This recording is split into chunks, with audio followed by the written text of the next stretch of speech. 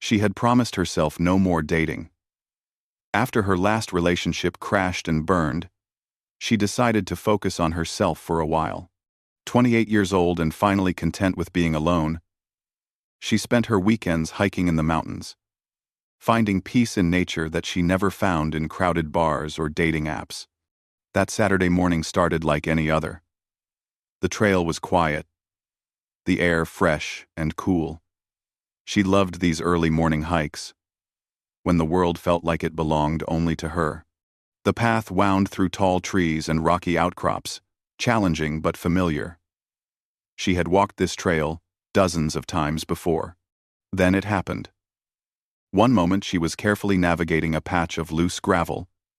The next her foot slipped. The pain shot through her ankle instantly, sharp and hot. She cried out and sat down hard on the ground, clutching her leg. Tears stung her eyes as she tried to assess the damage. It was bad. Really bad. She heard footsteps running toward her. A man appeared around the bend. Concern etched on his face. He was tall, probably in his early 30s, wearing running clothes and headphones around his neck. Without even asking, he knelt beside her on the dusty trail. "Hey, are you okay?"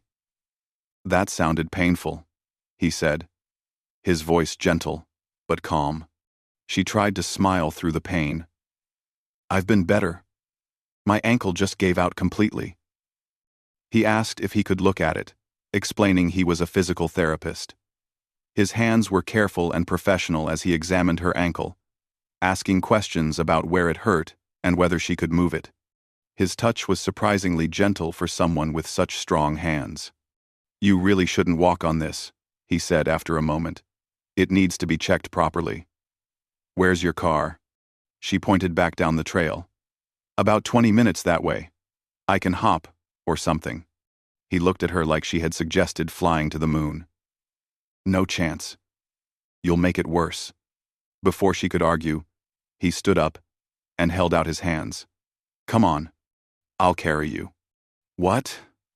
"No. You can't carry me all that way. I'm too heavy." He actually laughed at that. "I carry weights heavier than you at the gym every day. Trust me, you'll be fine. Now come on, before that ankle swells up even more." Something about his confidence made her relax. She let him pull her up on one foot. And then suddenly, she was in his arms. He lifted her like she weighed absolutely nothing, adjusting his grip to make sure she was comfortable. One arm was under her knees, the other supporting her back. "Comfortable?" he asked, already starting to walk. She nodded, too surprised to speak at first. But then something unexpected happened. As they started the long walk back, they began to talk. Really talk. Not the awkward small talk of strangers, but genuine conversation. He told her about his work at the local sports clinic, how he loved helping athletes recover from injuries. She shared about her job as a graphic designer, the projects she was working on. They discovered they both loved old classic movies, the kind nobody watched anymore. They both thought pineapple on pizza was a crime against humanity. They both had tried learning guitar and given up after 3 weeks. The conversation flowed so easily that she almost forgot about her throbbing ankle. She became very aware of other things instead.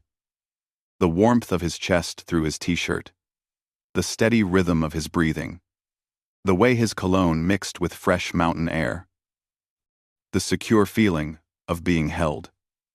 It had been so long since anyone had held her, and certainly never like this, with such care and strength combined. 20 minutes had never felt so short and so long at the same time. When they reached the parking lot and he carefully set her down by her car, she felt a strange disappointment. The contact was ending. She found herself not wanting to let go. But he wasn't done being kind. He insisted on following her to the urgent care clinic in his own car. He sat with her in the waiting room for 2 hours, making her laugh with silly jokes and stories from his work. When she apologized for ruining his Saturday, he shook his head. "This is the most interesting Saturday I've had in months," he said with a warm smile. She felt something flutter in her chest that she hadn't felt in a long time. Something that felt like hope, like possibility. As they exchanged phone numbers so he could check on her recovery, she realized that maybe, just maybe, she hadn't sworn off dating quite as completely as she thought. Because this man, this stranger, who had literally swept her off her feet, had sparked something inside her that she thought was gone forever. Later that night, lying in bed with her ankle elevated and iced, she replayed every moment in her mind. The way he had looked at her, the sound of his laugh, the feeling of being carried in strong arms. She caught herself smiling in the darkness of her room, wondering if he was thinking about her too. The next morning, her phone buzzed with a message. It was him, checking how she was feeling. Something warm spread through her chest as she read his words. They were simple, genuine, asking about her pain level and whether she needed anything from the store. Over the following days, the messages continued. Good morning texts turned into longer conversations. He sent her funny memes during his lunch break. She shared photos of her design work. What started as concern for her injury became something more, something neither of them had planned but both were enjoying. By the end of the first week, they were talking on the phone every evening. Those calls stretched from 30 minutes to an hour, then to 2 hours. Sometimes 3. She would lie on her couch with her ankle propped up, phone pressed to her ear, losing track of time as they talked about everything and nothing. Their conversations ranged from deep philosophical questions to ridiculous debates about whether hot dogs were sandwiches. He started visiting in person. First, he brought groceries when she mentioned she couldn't drive yet. Then, he showed up with takeout dinner, saying he was in the neighborhood anyway. Soon he was coming over almost every evening after work, and they both knew the excuses were just excuses. They fell into an easy rhythm. He would help her with exercises for her ankle, professionally guiding her through stretches and movements. Then they would cook together, her sitting on a kitchen stool giving directions while he did the actual work. They watched movies on her couch, starting out on opposite ends but gradually, night by night, sitting closer. She noticed everything about him. The way he concentrated when he cooked, his tongue slightly poking out. The way he threw his head back when he really laughed. The way his hand would rest near hers on the couch. Close but not quite touching, like he was waiting for permission. The way he looked at her sometimes, when he thought she wasn't paying attention, with an expression that made her heart race. The tension between them was building like a storm on the horizon. Every accidental brush of hands felt electric. Every time their eyes met and held for a second too long, the air seemed to thicken. She found herself hyper-aware of his presence. The space between their bodies on the couch. The sound of his breathing. She caught herself thinking about him constantly. During work meetings, her mind would wander. What was he doing right now? Was he thinking about her too? She replayed their conversations, analyzed every word and gesture, trying to figure out if he felt this pull between them as strongly as she did. One evening changed everything. Or almost everything. They were cooking pasta together, laughing about a story he was telling about a patient at his clinic. She was standing now, her ankle strong enough to bear weight, stirring the sauce while he chopped vegetables behind her. She didn't hear him move closer until his arm reached around her to grab the spoon from the counter. His body was suddenly right behind hers, his chest nearly touching her back, his arm brushing her waist. She could feel the heat radiating from him, could smell his cologne mixed with the tomato sauce, could hear his breathing change slightly. She turned around slowly. They were inches apart. She could see the flecks of gold in his brown eyes, could count his eyelashes if she wanted. His gaze dropped to her lips for just a moment, then back to her eyes. The kitchen felt too small, too warm, too charged with everything they weren't saying. Her heart was pounding so hard she was sure he could hear it. This was the moment. This was when everything would change. She could see in his eyes that he wanted to kiss her, that he was thinking about it, that he was feeling everything she was feeling. But then he stepped back. He cleared his throat and turned away, mumbling something about the vegetables burning. The moment shattered like glass. She felt confused, disappointed, and oddly grateful all at once.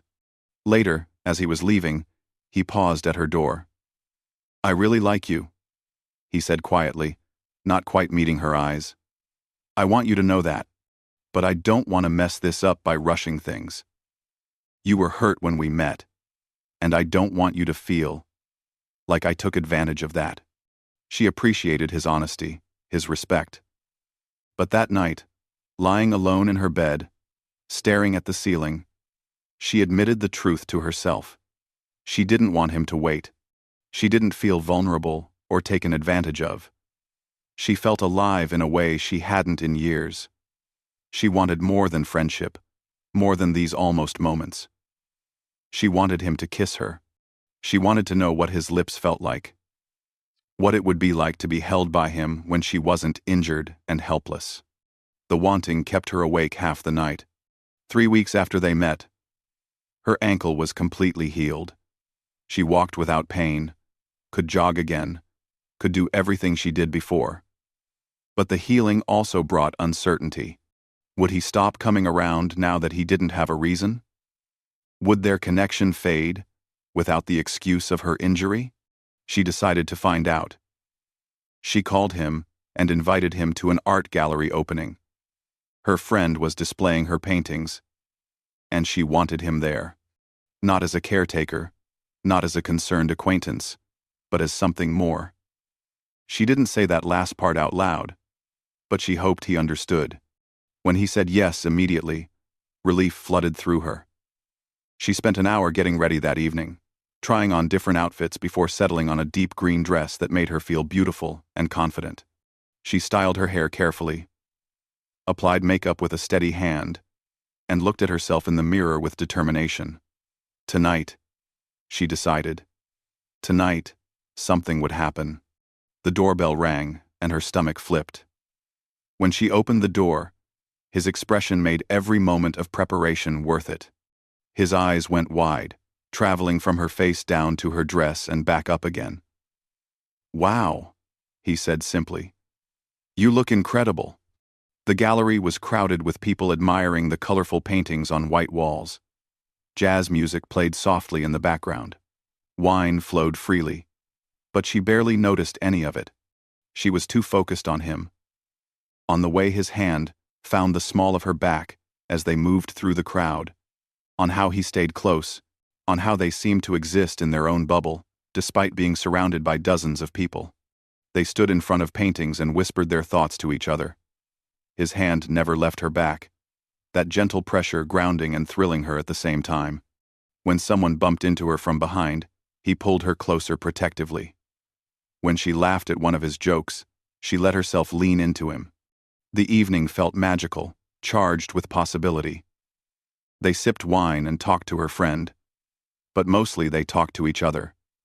Their heads bent close, their voices low and intimate. Other people seemed to fade into the background. It was just the two of them, circling around feelings they hadn't quite voiced yet. When the gallery started closing, neither of them wanted the evening to end. He drove her home slowly, taking the long way.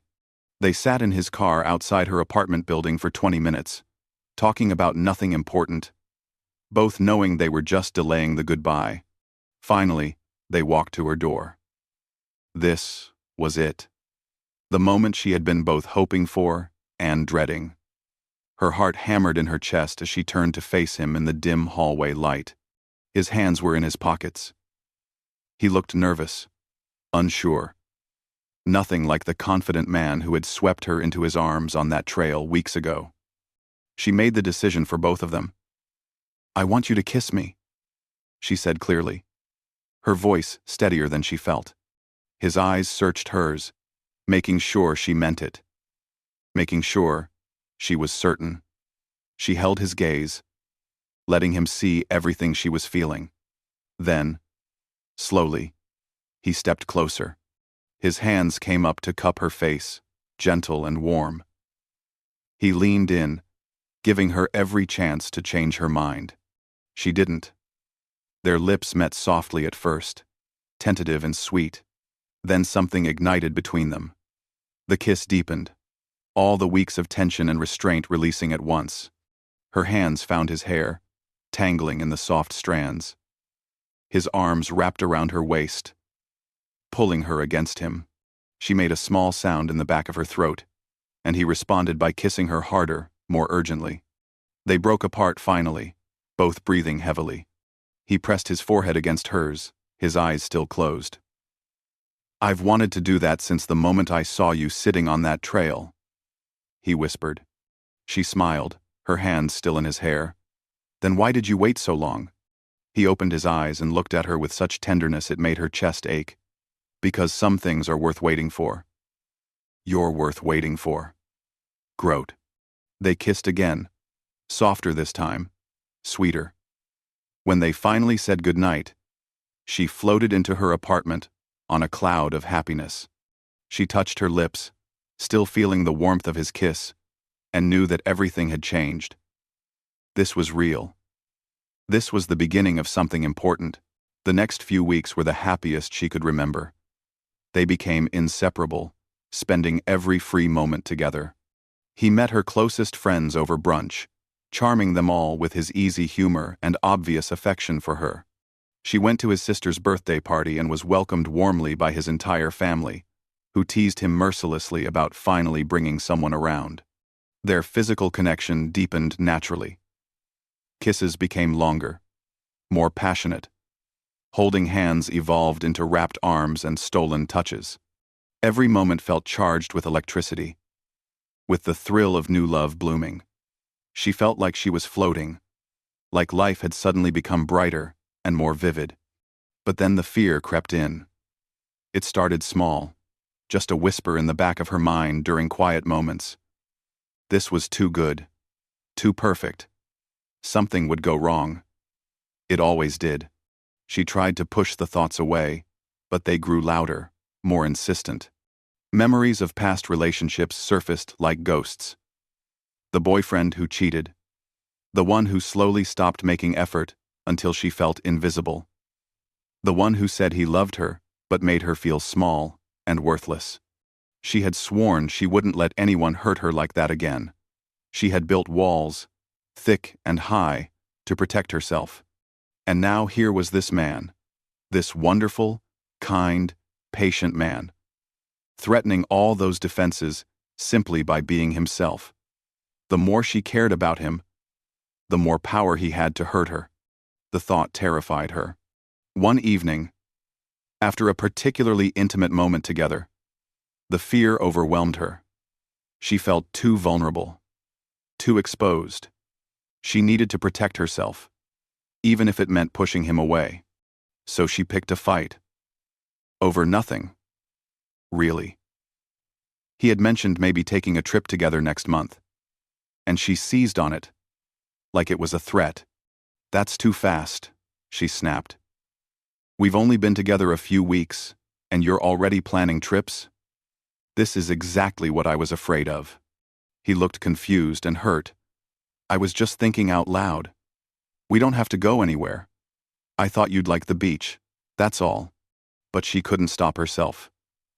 The words kept coming, defensive and sharp. "You're moving too fast. You're too intense. This is too much. Maybe we need to slow down." "Slow down how?" he asked, his voice careful. "I don't know," she practically shouted, frustration and fear mixing into something ugly. "Maybe we rushed into this. Maybe we don't really know each other.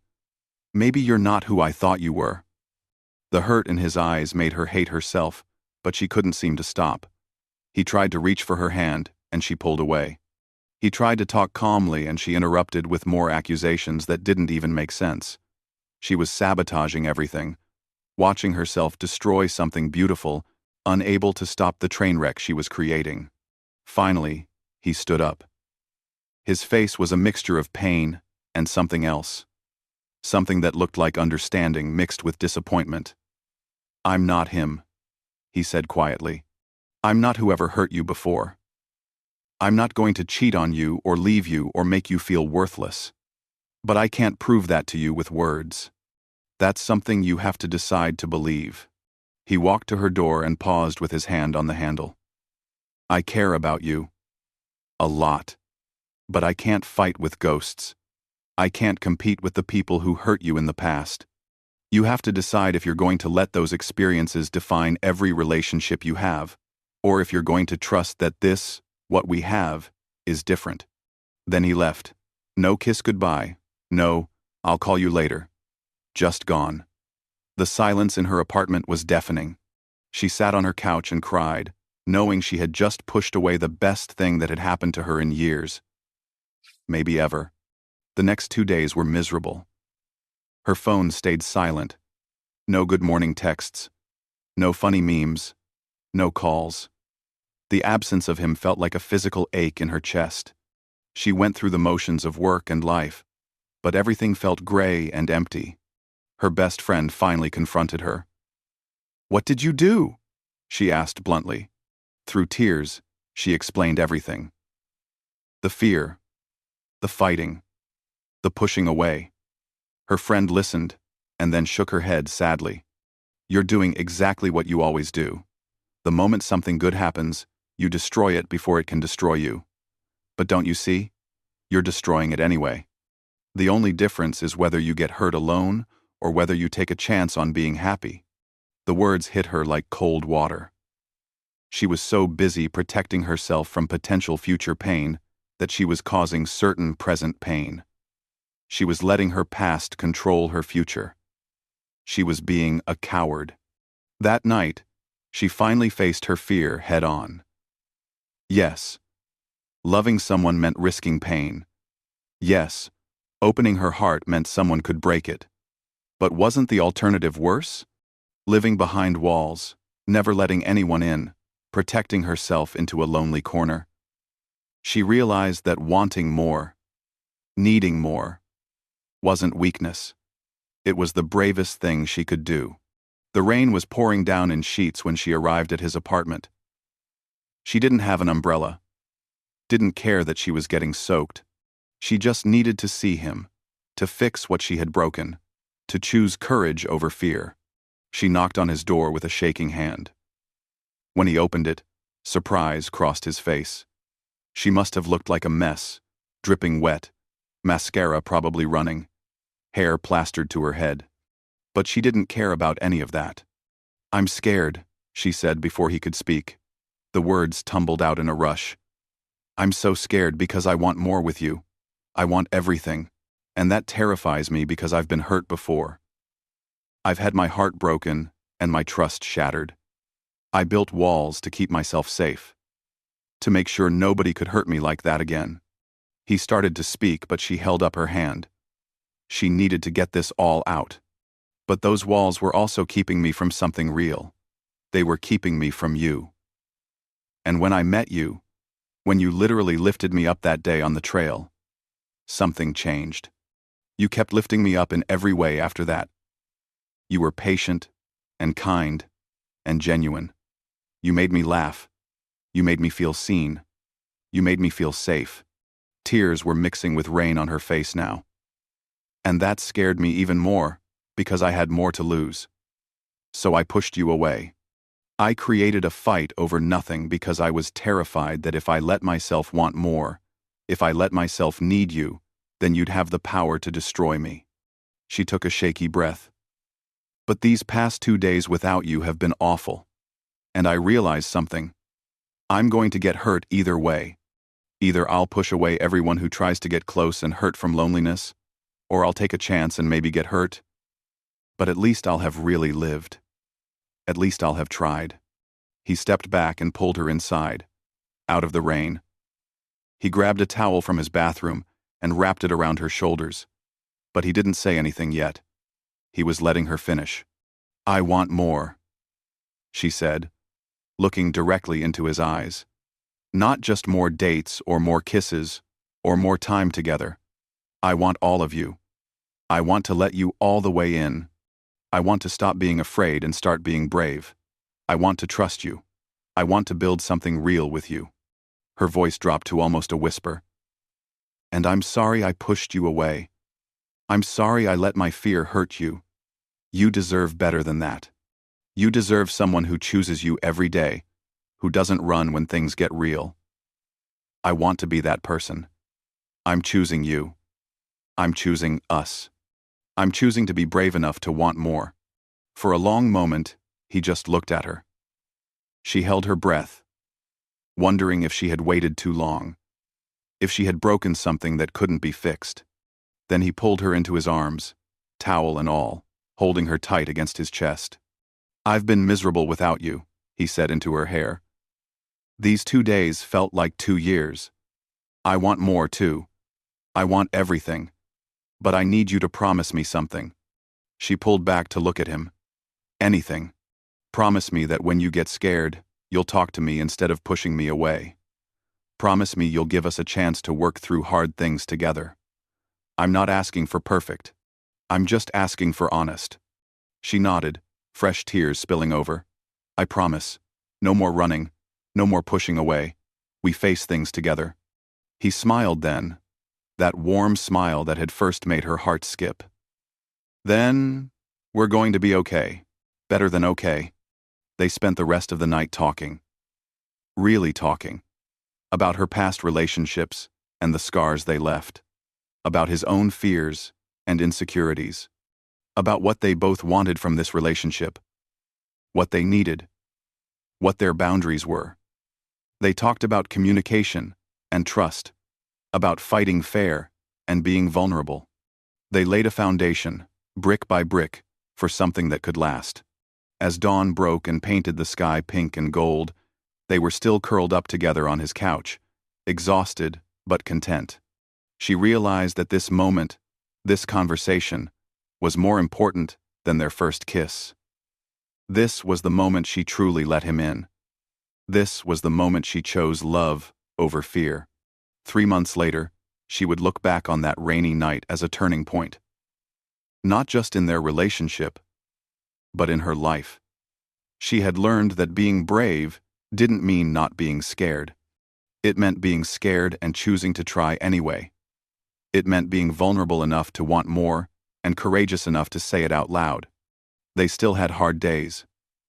Arguments about silly things, miscommunications, moments of frustration. But they worked through them, together, just like they promised. They built something real, something solid, something worth all the risk. She never regretted taking that chance. Yes, loving him meant he could hurt her, but it also meant experiencing joy she never thought possible. It meant having someone who truly saw her, all of her, including the scared, broken parts, and loved her anyway.